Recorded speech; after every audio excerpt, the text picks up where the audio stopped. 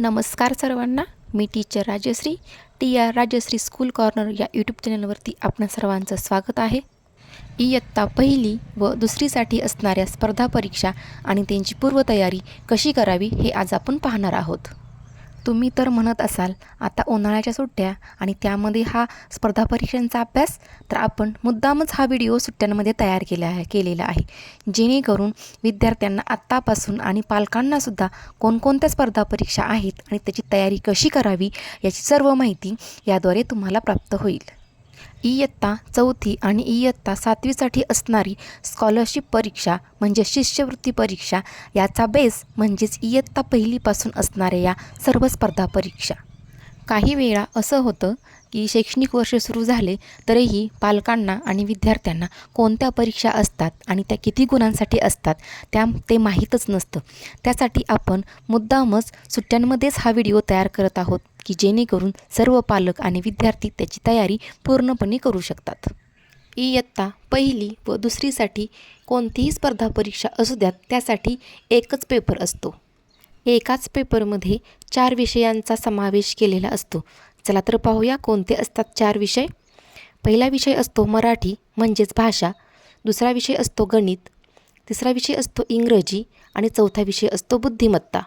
दिलेल्या प्रश्नपत्रिकेमध्ये एकूण 75 प्रश्न आणि त्यासाठी गुण असतात 150. म्हणजेच एका प्रश्नासाठी 2 गुण दिलेले असतात.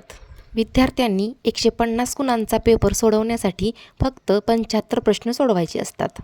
मराठी विषयासाठी 15 प्रश्न दिलेले असतात म्हणजेच गुण झाले 30. तर गणित विषयासाठी 25 प्रश्न दिलेले असतात, गुण झाले 50. तसंच इंग्रजी विषयाचे प्रश्न असतात 10, त्याचे गुण झाले 20 आणि राहिला शेवटचा विषय बुद्धिमत्ता, त्याचे दिलेले असतात 25 प्रश्न, गुण झाले 50. म्हणजे वर पाहिले तर 75 प्रश्नांसाठी 150 गुण दिलेले असतात. सर्वात महत्त्वाचे म्हणजे अभ्यासक्रमाची रचना, शब्दरचना असेल, वाक्यरचना असेल किंवा त्याची काठिण्य पातळी ही अगदी सोपी आणि सुलभ दिलेली असते. विद्यार्थ्यांच्या वयोमानाचा इथे पूर्णपणे विचार केलेला असतो. मराठीसारख्या विषयाचा विचार केला तर चित्रवर्णन, वर्णविचारपासून ते भाषाविषयक सामान्य ज्ञान अशी त्याची रचना दिलेली असते. इंग्रजी विषयासाठी अल्फाबेट लेटरपासून ते व्होकॅब्युलरी, न्यूमेरिकल इन्फॉर्मेशन अशी रचना दिलेली असते. गणितासाठी अंकज्ञान, संख्याज्ञानपासून ते भूमितीपर्यंतचे घटक असतात.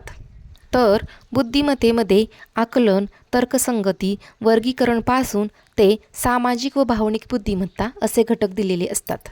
घटकांची रचना आणि त्याचे विश्लेषण हे डिटेलमध्ये त्या पुस्तकामध्ये दिलेले आहे. माहिती आवडली असेल तर लाईक करा, शेअर करा आणि सबस्क्राईब करायला विसरू नका. धन्यवाद.